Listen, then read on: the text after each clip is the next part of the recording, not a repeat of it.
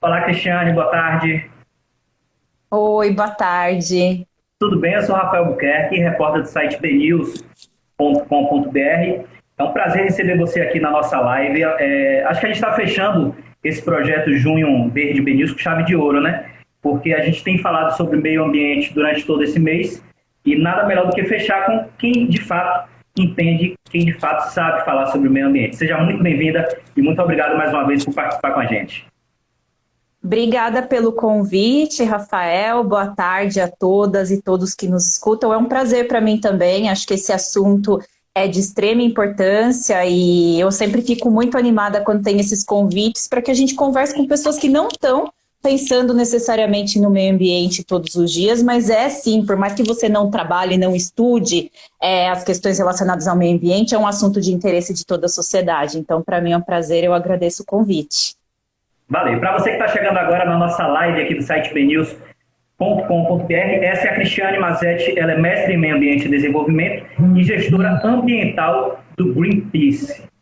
Cristiane, vamos começar falando sobre o mês, né? A gente está no Junho Verde, óbvio, não precisa nem explicar aqui que dia de se debater meio ambiente, dia de falar sobre consciência socioambiental é todo dia, né? Não deve se resumir ao mês de junho. Mas esse mês ele traz consigo a importância de chamar para o debate esse assunto que muitas vezes é negligenciado na escola, na academia, na sociedade, na família, né? Então a gente traz, e a gente, o site BNews, enquanto portal de comunicação, veículo de comunicação, a gente tem essa responsabilidade também de trazer esse tema, essa temática para o debate. Então vamos começar falando sobre a importância, né, de tratar esse assunto, seja em qual âmbito for, familiar, escola, trabalho, é um assunto que é para ser discutido, né? Exatamente, Rafael, é um assunto que é para ser discutido, por quê? Acho que a gente começa da questão mais básica. O bem-estar das pessoas depende de uma natureza saudável. Se a gente não tiver uma natureza saudável, não tem bem-estar. E aí eu vou dar alguns exemplos. Acho que um exemplo que faz muito sentido agora é a relação das florestas com a disponibilidade de água. Então, a Amazônia, ela tem ali um papel muito importante de gerar chuvas, gerar aquela umidade que se transforma em chuva em regiões distantes no país.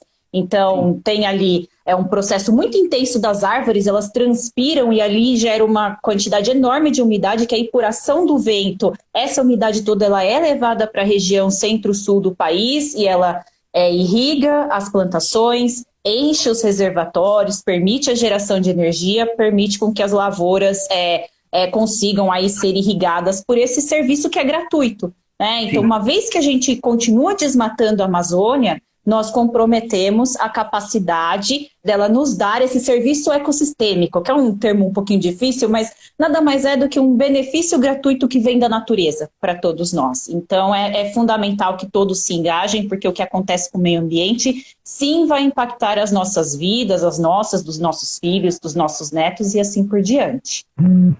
Certo. Agora, eu tenho entrevistado, Cristiane, durante todo esse mês, tem uma entrevista marcada com um promotor aqui do Ministério Público que atua nessa área do meio ambiente. Entrevistei também o pessoal do Poder Público, Prefeitura, do Governo do Estado, que também falam sobre as suas ações. E entrevistei alguns representantes de grandes corporações, né, que entram nesse engajamento em favor do meio ambiente. Mas até que ponto essas atitudes tomadas pelas grandes empresas, grandes corporações, elas de fato surtem efeito diante de tanto mal que é causado ao próprio meio ambiente? De fato, há uma compensação? Vocês percebem isso? Na verdade, o cuidado com o meio ambiente, Rafael, é uma responsabilidade compartilhada, eu diria. Então, os governos têm muito a fazer, seja na fiscalização, punição do crime ambiental, seja na implementação de políticas públicas que incentivem outras práticas que não desmatam, mas é também responsabilidade das empresas, é um fato. Muitas empresas compram produtos que podem estar relacionados ao desmatamento e à violação de direitos humanos. Então, essas empresas, elas já deveriam ter tirado completamente, garantido que todos os produtos que elas vendem não estão atrelados ao desmatamento ou qualquer situação de conflito com comunidades. E aí nós temos dois exemplos aí, a cadeia da pecuária. Então, na Amazônia, o desmatamento para a criação de pastagens é o principal motor aí de destruição da Amazônia, e a gente ainda tem muita carne manchada com desmatamento entrando no suprimento dos frigoríficos. E tem a questão da soja, que na Amazônia tem um exemplo muito importante, que é a moratória da soja, onde desde 2006, depois de uma série de protestos, inclusive onde o Greenpeace teve uma parte importante, mostrando a relação da soja, do avanço da soja com o desmatamento, essas empresas se comprometeram com o desmatamento zero. Então, elas falaram, vamos controlar nossa cadeia e não compraremos mais soja que foi plantada em área desmatada depois de 2008. O compromisso, ele tem muitos aspectos positivos, tem dado muito certo na Amazônia, então tem barrado esse desmatamento diretamente relacionado à soja, mas o mesmo não se aplica ao cerrado, por exemplo, onde a soja ainda representa uma ameaça. Então, as empresas têm um papel, sim, ao lado dos governos, que também têm uma grande, enorme responsabilidade. Agora, se as empresas têm esse papel, a sociedade também, como um todo, tem. E eu tenho percebido, eu queria também que você comentasse um pouco sobre isso, sobre a cobrança das pessoas com relação a isso, a consumir produtos, por exemplo, produtos de higiene e de beleza que não são testados em animais, né? Consumir produtos orgânicos. A sociedade tem cobrado cada vez mais por esse tipo de posicionamento das empresas?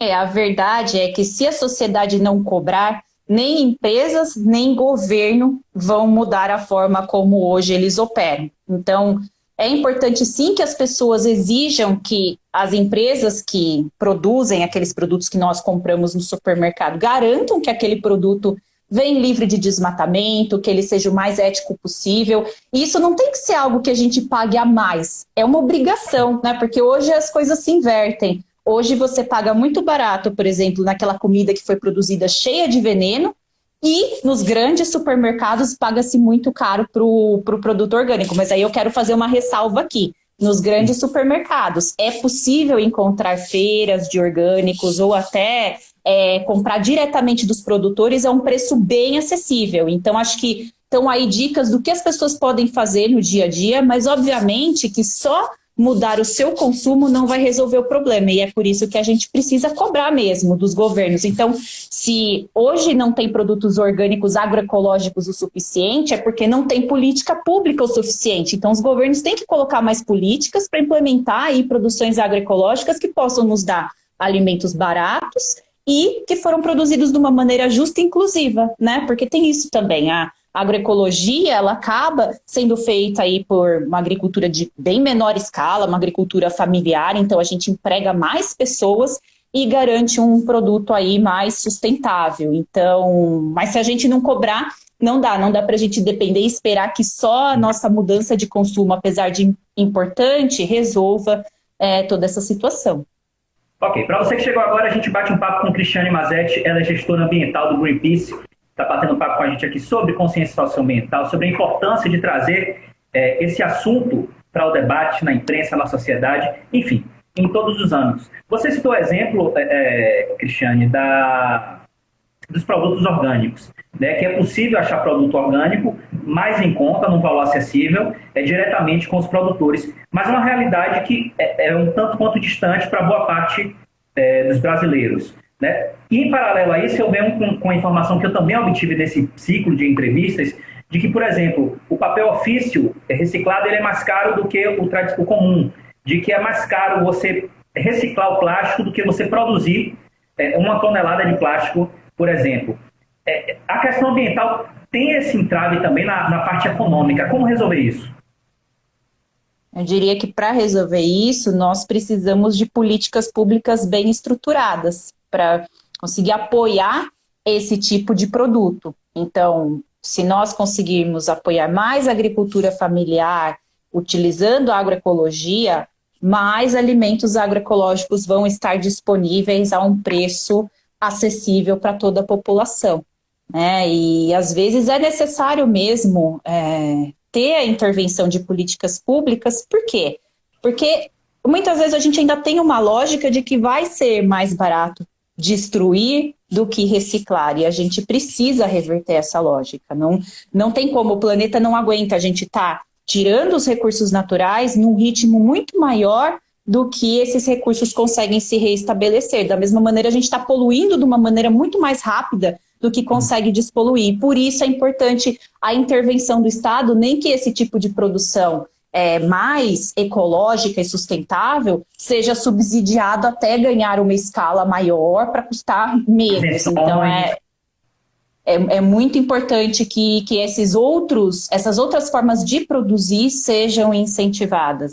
Na verdade, a gente não tem muita escolha. Nós temos aí uma crise do clima, uma crise da biodiversidade, sem mencionar outras crises que nós conhecemos muito bem, que estamos vivendo no momento, mas os cientistas já deram o alerta que nós precisamos mudar a relação com a natureza. E nesse caminho, mudar a forma como nós produzimos alimento hoje é fundamental, porque a produção ela ainda é muito baseada em agrotóxicos, que polui o solo, mata toda a biodiversidade que está ali no solo, acaba reduzindo, agredindo os insetos polinizadores, que diminuem aí a quantidade, às vezes são até extintos de uma região. Então a gente precisa, não tem como. Se a gente desestabiliza o clima e a biodiversidade, a Terra sai daquele equilíbrio que permite a vida humana aqui. Então, assim, a gente não tem escolha, tem que seguir por esse caminho. Então, se o planeta ele continua nesse ritmo desenfreado de consumo e de desgaste do próprio meio ambiente, a resposta do meio ambiente, digamos assim, não é questão de se vai acontecer, mas de quando. Exatamente, é de quando. Às vezes a ciência não consegue prever exatamente. O planeta vai aquecer daqui 78 anos e 3 meses, mas existem modelos que estimam quando a temperatura vai aumentar e estimam o que aconteceria se essa temperatura aumentasse. Né? Então, e uma coisa está relacionada à outra. Então, por exemplo, um aumento de temperatura de 2 graus vai afetar drasticamente a biodiversidade, porque os animais, as espécies aí de animais, insetos, plantas, nem sempre conseguem se adaptar a essa mudança de temperatura. E às vezes a gente pensa, nossa, mas 2 graus não é nada.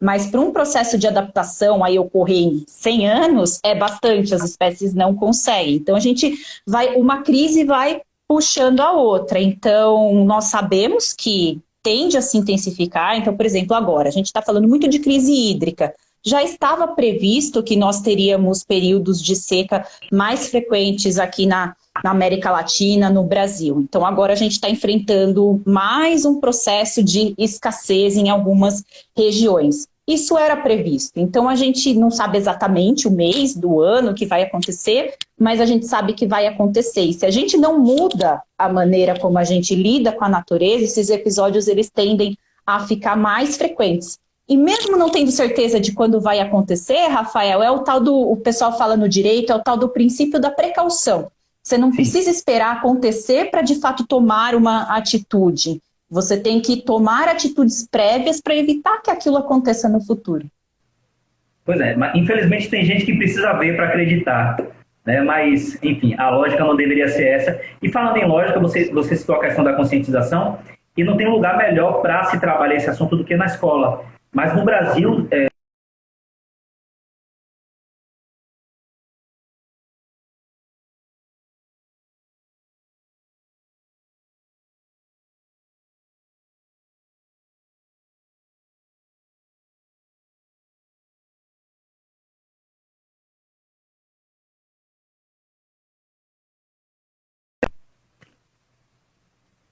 parece que ela caiu aqui. Oi, Cristiane? Oi, eu não sei se fui eu ou foi você que travou, Rafael. Você falou nas escolas, Isso, conscientização nas escolas, mas eu não ouvi a sua pergunta. Não tem lugar melhor para começar a implementar esse debate do que na escola, para que as crianças já cresçam tendo contato com isso e sabendo a importância de lidar com essa temática. Mas, infelizmente, no Brasil é uma realidade que está distante. Né? Era um assunto que era para ser tratado de forma presente nas escolas e que muitas vezes a gente não vê. Isso é um tema de debate para vocês, de cobrança para o poder público. Como é que vocês avaliam essa situação no Brasil atualmente? Tá, bom, travou um pouquinho, mas vamos ver se eu vou responder o que você me perguntou, senão você pergunta novamente, mas Tá bom. o Greenpeace entende como fundamental a educação ambiental, inclusive alguns dos materiais que a gente produz, a gente já tem esse olhar de produzir materiais que podem ser utilizados no âmbito das escolas, então a gente tem inclusive um projeto que é tocado pelos voluntários, que chama Projeto Escola, onde os voluntários montam apresentações e a gente faz conversas e discute os assuntos com profundidade, às vezes elaboramos apresentações e outras dinâmicas aí para serem usadas no âmbito escolar, e eles começam a fazer esse trabalho que é importantíssimo de levar esse conteúdo e essa discussão para as escolas. Então, nós entendemos que é algo fundamental, apesar de no dia a dia a gente também ter muito trabalho sobre expor quem são os responsáveis pelas dinâmicas de destruição na Amazônia, cobrar ação de governo, de empresas, mas esse certamente também é um pedaço importante do trabalho. Cristiane, antes de passar para prosseguir aqui com a entrevista, eu queria que você, na verdade, explicasse um pouco do trabalho do Greenpeace, né? Você, como gestora ambiental aqui do Greenpeace Brasil, queria que você falasse para quem está assistindo, que não teve contato com o Greenpeace, que muitas vezes não sabe o que é, ou já ouviu falar e não sabe como que vocês trabalham. Eu queria que você explicasse isso. Tá, legal. Bom, o Greenpeace ele é uma organização mundial, então tem escritórios espalhados ao redor do planeta e cada escritório tem uma atuação nacional, então trabalha pautas que são do interesse nacional. Então, por exemplo, aqui no Brasil, uma área de atuação bem forte para nós é o desmatamento, porque é o principal responsável por emissões de gases do efeito estufa, que aquecem o planeta, é um dos principais responsáveis pela extinção de espécies. Então, esse é um foco do nosso trabalho aqui no Brasil.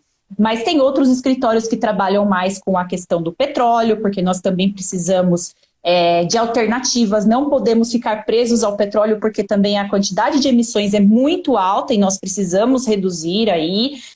Então depende muito da localidade, mas o Greenpeace tem diversos escritórios, nós estamos aí desde os anos 70 fazendo ativismo, então nós temos trabalhado muito com campanhas, expondo mesmo quem são aí, quem está causando dano ambiental, e aí inclui empresas, inclui governo, e aí nós na verdade cobramos que os tomadores de decisões estabeleçam políticas ou parem de causar aqueles danos. Então, no Brasil, nós temos trabalhado aí desde a década de 90, observando o desmatamento na Amazônia, discutindo os principais vetores, então a exploração ilegal de madeira, a expansão da pecuária, da criação de gado, expansão da agricultura. Agora nós temos falado muito em grilagem. Então, nós trabalhamos aí com campanhas ambientais, geralmente na área de clima, biodiversidade, florestas. E aqui no Brasil é inevitável, a gente também tem trabalhado muito observando como a discussão socioambiental evolui ao lado da discussão política, porque nós temos aí um processo, uma política, né, antiambiental que tem sido levada por esse governo e que agora o Congresso também tem atuado para enfraquecer as leis que protegem as florestas, que protegem os povos indígenas, e nós temos trabalhado também para tentar barrar algumas dessas leis que, sim, na prática, são muito difíceis de serem revertidas depois e causam um dano enorme. Abrem uma área que hoje nós temos floresta e abre essas áreas, dá sinal verde para destruição dessas áreas que, no fim, beneficiaria poucas pessoas ali, é um interesse, né? A pessoa ganharia no curto prazo e toda a sociedade sairia perdendo com a redução de chuvas e outros benefícios que a conservação da Amazônia nos traz. E aí eu digo Amazônia porque é o foco do trabalho do Greenpeace no Brasil, mas eu não estou dizendo que a conservação dos outros biomas não seja importante. Então a gente até tem, às vezes, algum trabalho mais pontual, algum relatório sobre a situação no Pantanal ou no Cerrado, mas o nosso foco aqui no Brasil é a Amazônia, mas esses outros biomas também são de extrema importância, está tudo interligado. Então a Amazônia ela gera chuva para o resto do país. O Cerrado é onde concentra as nascentes de 8 das 12 regiões hidrográficas do país. O Pantanal tem uma biodiversidade riquíssima. Então, a gente, né, não pode perder um e conservar o outro. Tudo precisa de atenção. Agora você falou da cobrança aos tomadores de decisão, e eu li que recentemente saiu, na imprensa aí nacional, de que as multas ambientais reduziram drasticamente para um dos menores níveis dos últimos 20 e tantos anos, 24 anos, se eu não me engano. É meio que um contrassenso, né? Enquanto a sociedade avança, e até mesmo algumas empresas tentam avançar nesse sentido da consciência socioambiental, da sustentabilidade como um pilar mesmo, o governo parece que retrocede. Exatamente. Apesar da ciência estar alertando que nós precisamos ter ações mais ambiciosas para reduzir, parar a destruição ambiental, ter modelos produtivos mais sustentáveis, no Brasil a gente está fazendo o contrário. Então, os órgãos ambientais eles têm sido enfraquecidos, principalmente pela gestão atual.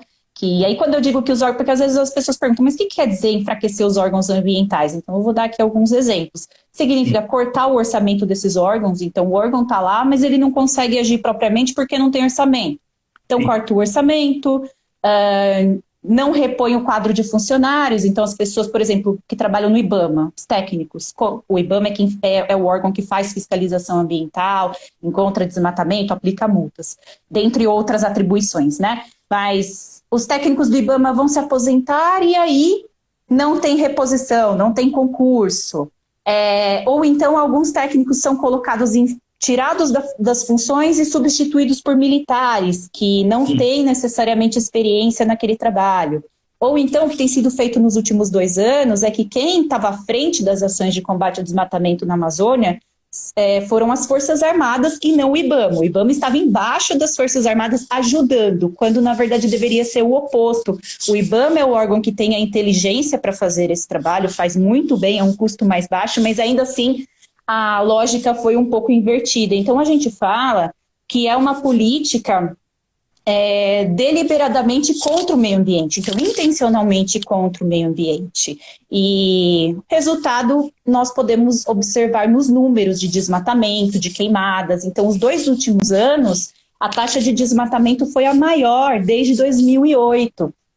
Queimadas também, as queimadas da Amazônia, do Pantanal, chamaram muito a atenção de todos nos últimos 2 anos. Em 2019, todo mundo estava falando internacionalmente sobre as queimadas na Amazônia. 2020 foi ainda pior na Amazônia, e para piorar teve o Pantanal, e não quer dizer que o Cerrado também estava numa condição boa. Então queimou-se muito. E como você começou a pergunta, Rafael, de fato, acho que 2020 ou 2019 teve o menor número de autuações do IBAMA desde que o combate ao desmatamento começou como política pública em 2004. Então, é uma situação muito grave. A luz ela está verde para aqueles que destroem, que invadem o patrimônio que é público e destroem a floresta. Então, nós temos aí, para além de não ter fiscalização, cometer o crime ambiental, que ele não será pego. E, além disso, ele sabe que, além de não ser pego, ele deve ser recompensado. Olhando aí para algumas propostas que estão em discussão no Congresso Nacional, elas visam anistiar grileiro, então dar o título de terra para grileiros, que são aqueles que invadiram terras públicas, visa abrir as terras indígenas, que são territórios super importantes na conservação, para atividades predatórias, então para o garimpo, para a mineração. Então, tudo isso, esse conjunto, dá essa luz verde para o desmatamento e para as queimadas, e não tem como a gente esperar que o resultado seja diferente. Não tem nada sendo feito para reduzir drasticamente o desmatamento, mas sim para aumentar. Engraçado que eu estava preparando a pauta para essa entrevista de agora, e para você que está chegando agora, a gente bate um papo com a Cristiane Mazetti, ela é gestora ambiental do Greenpeace, e aí eu me deparei com a seguinte manchete, eu vou ler para você aqui, a manchete de hoje. Delegado da Polícia Federal que fez buscas contra Salles perde o cargo de chefia na PF. Quer dizer, há uma interferência, uma intransigência muito grande do governo, inclusive em órgãos que deveriam ser independentes, né, como a própria Polícia Federal. De que forma, Cristiane, esse apelo de vocês, não só do Greenpeace, mas de outras entidades, da sociedade em si, de que forma você acha que isso ecoa no Congresso Nacional? Né? É óbvio que tem representantes lá da causa ambientalista, mas isso de fato ecoa, ganha corpo no Congresso? Vocês conseguem alcançar isso? Olha, Rafael, eu diria que se não fosse a mobilização da sociedade, aí eu acho que não são só das organizações não governamentais e nem só dos poucos parlamentares ali que defendem a pauta socioambiental, mas é também em decorrência da mobilização da sociedade. Então, tiveram momentos importantes de pressão. Nós fizemos pressão para que o Congresso não aprovasse os projetos de lei que nós chamamos de projeto de lei da grilagem, e na verdade são descrevendo aí tecnicamente, né, são propostas para alterar as regras, os critérios da regularização fundiária, mas que na verdade eles tentam dizer que é para beneficiar os pequenos agricultores, mas na verdade o objetivo deles é beneficiar médios e grandes e não colocar trava nenhuma que garanta que não vai beneficiar grileiros ou causar mais conflitos no campo. Então, a sociedade tem se mobilizado muito, feito pressão em cima dos parlamentares, essa matéria ainda não foi aprovada, então ela era uma medida provisória no ano passado, essa medida provisória ela tem validade, se ela não for votada pelo Congresso, ela perde a validade, e aí tem que se sugerir um outro projeto de lei para ser colocado no lugar, repetindo o assunto. Então, agora, essas tentativas de anistiar a grilagem, elas estão concretas na forma de projeto de lei, e nós temos mobilizado para atrasar essa discussão, porque quanto mais barulho a gente fizer, mais os deputados e senadores entendem que a sociedade é contrária àquela medida. Agora, se isso só fica entre os ambientalistas, entre as ONGs, talvez não faça muita diferença. E por isso que eu faço esse apelo para as pessoas que estão nos assistindo, que cuidar do meio ambiente é dever de todos nós. Então, a gente precisa pressionar para que os tomadores de decisão, de fato, sigam nas direções corretas. Claro, claro, com certeza. Agora, a gente está passando, Cristiane, por um momento muito complicado devido à pandemia, né, do novo coronavírus.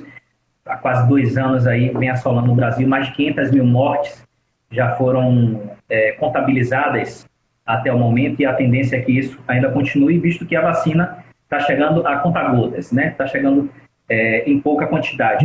Há alguma relação da biodiversidade brasileira, alguma conexão com o surgimento de pandemias?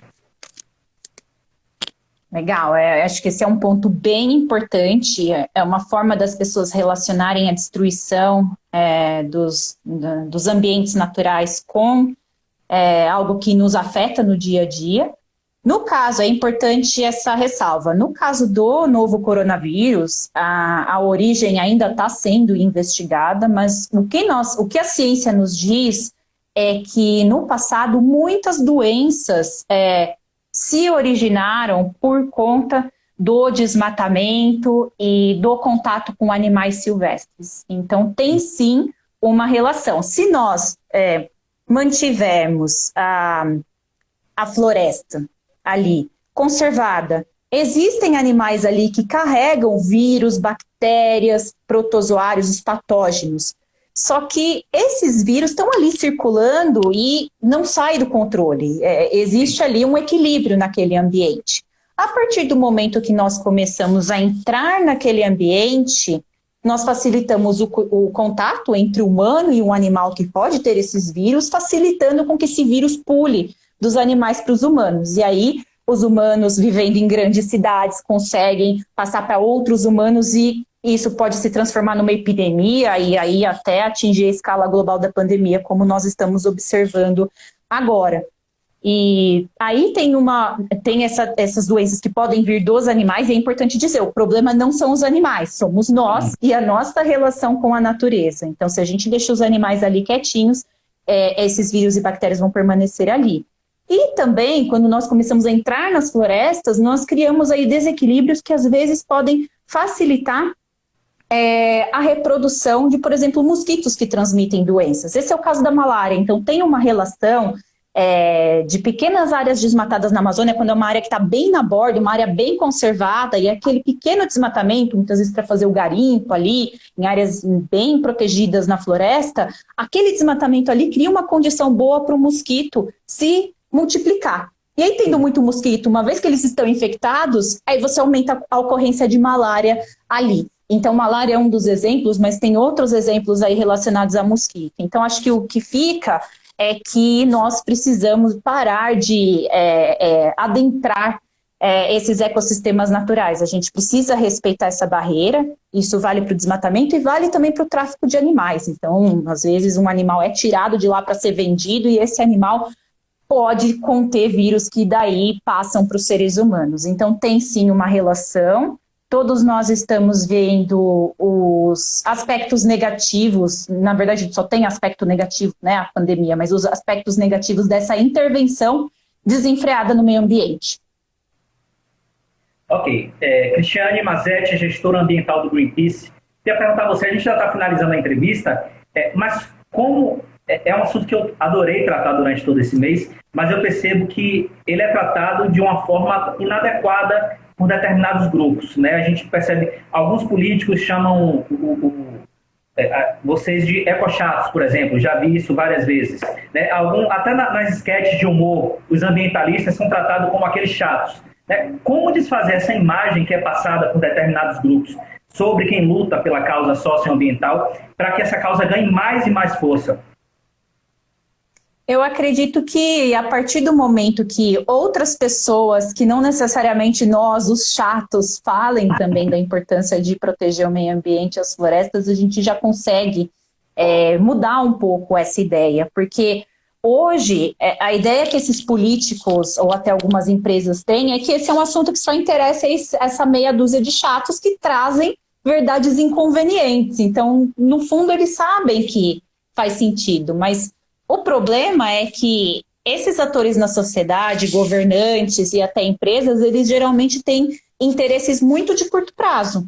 E isso é um problema, porque a gente precisa promover mudanças no curto, mas também no médio e longo prazo, né? Quando a gente fala estabelecer outra relação com a natureza, a gente sabe que não é amanhã que o Brasil vai deixar de ser um grande exportador de commodities e vai virar um grande produtor de óleos, castanhas e fármacos que vem da floresta em pé. A gente sabe que não vai ser do dia para a noite, né? Existe uma transição, ou não é amanhã que a gente vai chegar no supermercado e o produto com agrotóxico é a exceção e não a regra. Mas tem uma transição a ser feita, só que se a gente não tem um compromisso de médio e longo prazo, isso não acontece.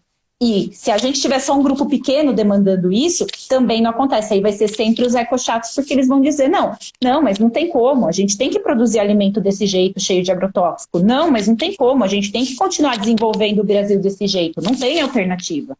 Então é importante que outras pessoas se juntem e tornem esse chamado maior e mais diverso. É por isso que eu fiz questão de fazer essa entrevista, para que todas as pessoas que assistiram se tornem ecochatos também e cobrem, né, da sociedade, do governo, e se cobrem, sobretudo, com relação a essas questões socioambientais. Cristiane, quero agradecer a sua participação, né, aqui. Quero agradecer a todo o pessoal do Greenpeace Brasil por ter cedido você para bater esse papo com a gente. As portas estão abertas para a gente divulgar as ações que vocês realizam. Queria que você finalizasse deixando uma mensagem para o nosso público aqui da Bahia e de todo o Brasil que assiste através da internet, aqui pelo Instagram, @BocalNews.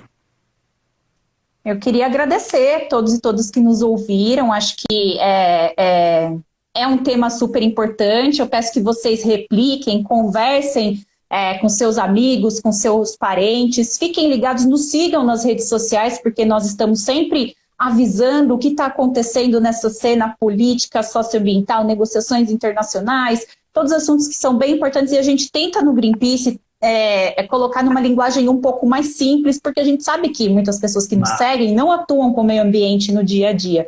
Então, nos sigam. A gente também tem uma petição que chama Todos pela Amazônia. Eu convido vocês a assinarem. Essa petição, ela é um manifesto, né, dizendo me importo com a Amazônia, mas ela também serve para nós acionarmos todos aqueles que assinaram em momentos importantes de pressão. Então, vamos dizer, se o Congresso está votando um projeto muito polêmico que vai aumentar o desmatamento, então vamos lá, pessoal, agora é a hora de entrar no Twitter e pressionar esse parlamentar. Então, a gente chama as pessoas para participar dessas mobilizações. Então, eu convido a todos a somar nessa luta e transformar a pauta do meio ambiente como algo do seu dia a dia.